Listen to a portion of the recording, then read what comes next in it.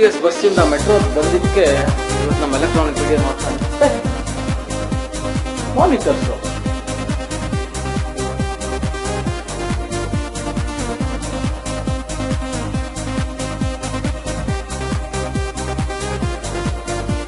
ಓಹ್ cameras ವಾ ವಾ ವಾ, ಎಷ್ಟೋ ವರ್ಷದಿಂದ ನೋಡ್ಬೇಕು ಅಂತಿದ್ದೆ ಈ ಕ್ಯಾಮ್ರಾಗಳನ್ನ. ತುಂಬಾ ಚೆನ್ನಾಗಿದೆ. ಶೂಟಿಂಗ್ ಇಷ್ಟು ಕ್ಲೀನಾಗಿ ಮಾಡ್ಬೋದು ಇದರಲ್ಲಿ. ಇದೇನು ಜಾಸ್ತಿ ಹೋಗುತ್ತೆ ಕಡಿಮೆ ಆಗುತ್ತೆ? ಓ ಝೂಮ್. ಓಹ್ ಮೈಕ್ ತುಂಬಾ ಬೇಕಾಗಿರೋದು.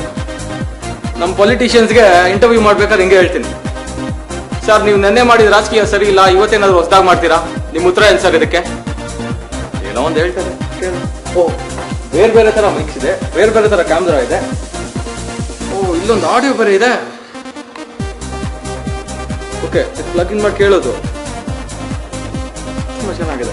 ಪರವಾಗಿಲ್ಲ, ಅಲ್ಲಿಗಂತೂ ತುಂಬ ಇದೆ ಆ ಥರ ಇದೆ. ಓಹ್ ಇದೊಂದಿದೆ ಕ್ಯಾಮ್ರಾ. ಥರ ಕ್ಯಾಮ್ರಾ ಇದು.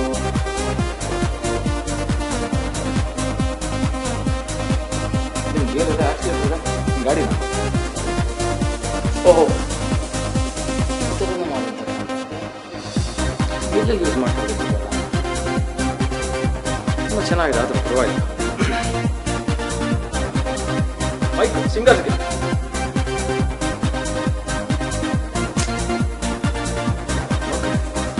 ಇದೊಂದು ನಾವು ಒಂದು ದಿವಸ ಆಡೋಣ. ಓ ರೆಕಾರ್ಡಿಂಗು. ಓಕೆ ಏನೋ ಮಾಡ್ತಾರಲ್ಲಪ್ಪ, ನನಗೂ ಗೊತ್ತಿಲ್ವಲ್ಲ ಇದನ್ನ ಏನು ಮಾಡ್ತಾರೆ ಇಲ್ಲಿ. ಏನೋ ಒಂದಿದೆ, ಏನೋ ಇದೆ, ಏನೋ ಗೊತ್ತಾಗ್ಲಿಲ್ವಲ್ಲ.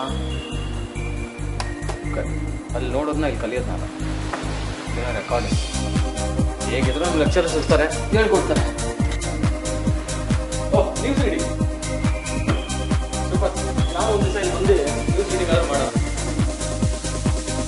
ದೇಶದಲ್ಲಿ ನಡೀತಿರೋ ಪ್ರಗತಿನೆಲ್ಲ ತೋರಿಸ್ಬೇಕು ನಮ್ಮ ಜನರಿಗೆ. ಹೀಗೂ ಉಂಟೆ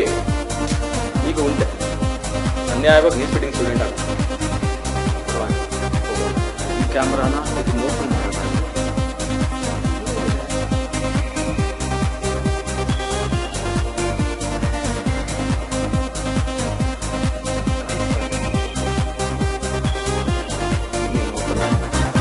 ತುಂಬ ಇದೆ.